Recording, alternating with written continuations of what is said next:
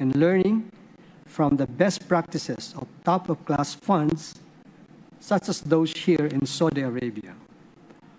On funding sources, the Maharlika Investment Corporation is granted authorized capital stock of around $8.9 billion. Out of this total, $6.6 billion are common shares for the exclusive subscription of the national government and its instrumentalities. The remaining $2.2 billion are preferred shares open for subscription of the national government, as well as reputable private financial institutions and corporations. Apart from subscription in the corporation, both private and state-owned financial institutions and corporations alike can invest at the fund level. That is, private capital may specifically target sub-funds, such as, for example, green and blue funds. Safeguarding the fund and your investments is a top priority. The Maharlika Investment Fund is founded on the Santiago Principles, reflecting appropriate governance and accountability mechanisms, and the conduct of sound and prudent investment practices by sovereign wealth funds. Financial reporting shall be in accordance with the relevant international financing reporting standards and principles. There will be 3 layers of audit based on law by an internal auditor, a third-party external auditor, and a supreme audit agency independent of the government. We look forward to your partnership and investments as we proceed with the full operationalization of the fund by the end of 2023. Now let me present opportunities in the Philippines Islamic finance sector. The Philippines, with Muslims comprising 8% of the total population, recognize the considerable potential of Islamic banking and financing in driving economic growth and prosperity for all Filipinos. Recently approved legal reforms on Islamic banking and finance are a solid basis for the expansion of a robust Islamic finance ecosystem in the Philippines. And this is complemented by a reasonable flexibility in the design and delivery of key policies.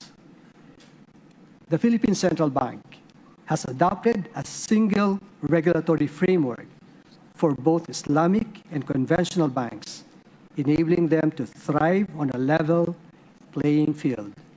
This is evident in its regulations on licensing of Islamic banks and banking units, liberalized modes of entry for foreign banks, and relaxation of minimum capitalization requirements for Islamic banking units. Prudential incentives are also offered to encourage the entry of new players. Relevant government authorities have issued relevant policies on tax neutrality and takaful, or Islamic insurance, to support the sector's development. At the core of our diverse investment opportunities in Islamic finance is a favorable regulatory environment reinforced by an independent Sharia supervisory board. We invite potential investors from the Middle East to explore our diverse investment opportunities in Islamic finance to serve the Philippines' large, untapped Islamic consumer market. In closing, let me picture the future of Philippine-Saudi economic ties with an African proverb. It goes, if you want to run fast, run alone. If you want to run far, run together. So we look forward to reaching new horizons with you, our Saudi partners, in the years to come. Shukran. Thank you, Secretary Jokno.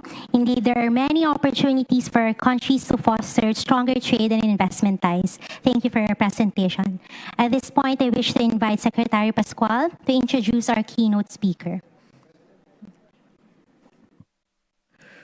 Ladies and gentlemen, I have the honor to introduce the President of the Republic of the Philippines, His Excellency Ferdinand Romualdez Marcos, Jr.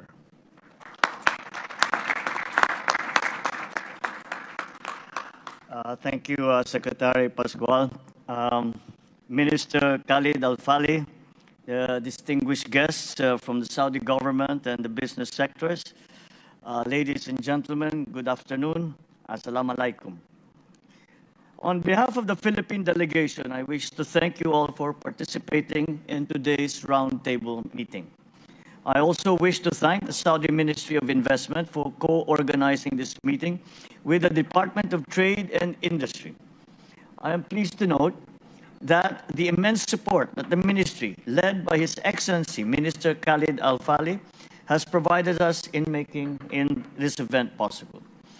It is my first visit to the region since I assumed the presidency in June of 2022, and I am most grateful to be welcomed by your confidence in the Philippines and the Filipino people.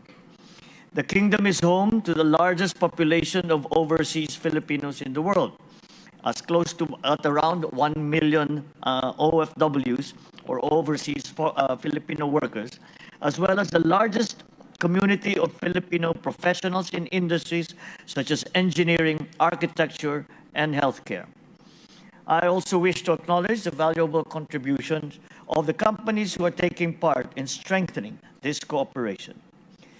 With an estimated value of over $120 million, the agreements that will be signed today are set to benefit more than 15,000 Filipinos in training and employment opportunities across a wide range of professions in the construction industry.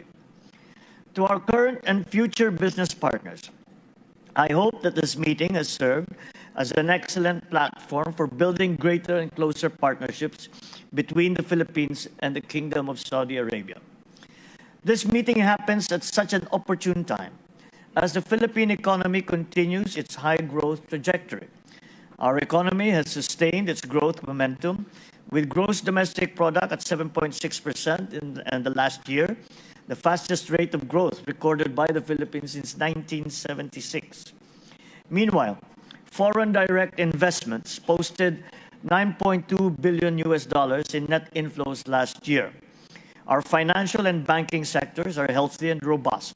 Our credit rating continues to receive stable and positive investment grades.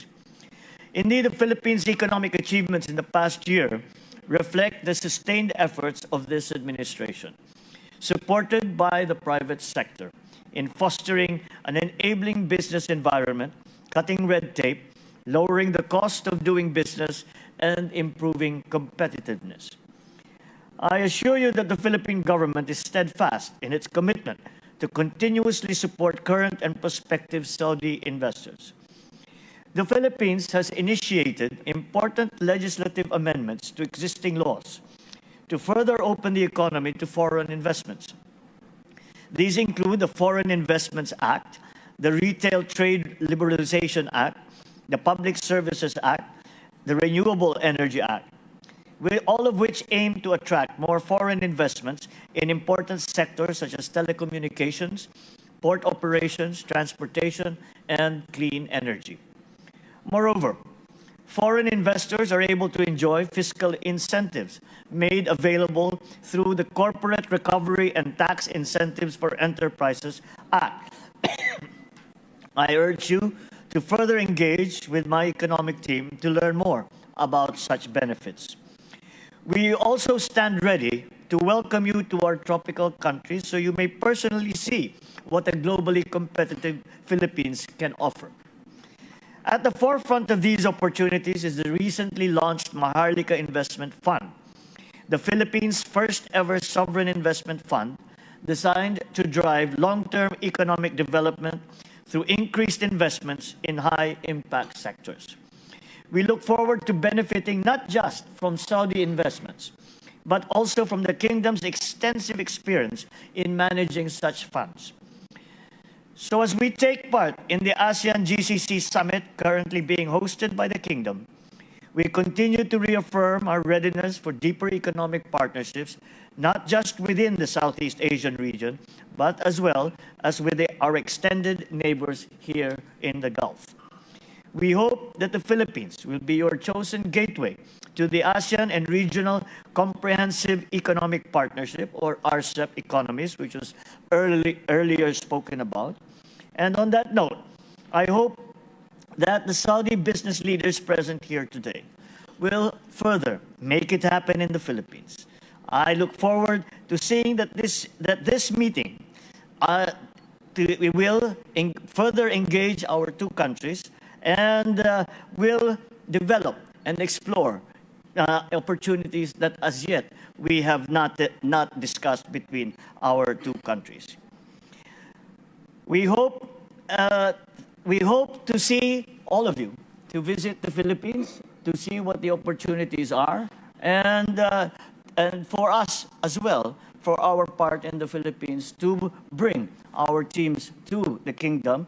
And further, we already have a very strong and a very long-standing people-to-people relationship, which can serve as a very good foundation for any future endeavors between our two countries. However, we should not limit ourselves alone to the labor market. We should also explore the new businesses that have come up since the end of the pandemic economy.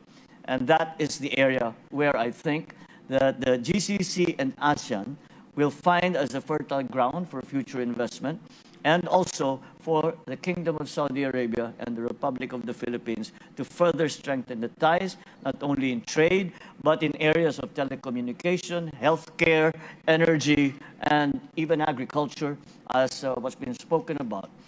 The central tenet of our plans for development in the Philippines is very much to regard our private sectors as partners in this development program. We recognize that government is good at many things, but there are other things that the private sector does better. And with that partnership, we can look forward to further growth, further strengthening of our relationships, and a better future for both our countries. Thank you. Maraming salamat. Shukran.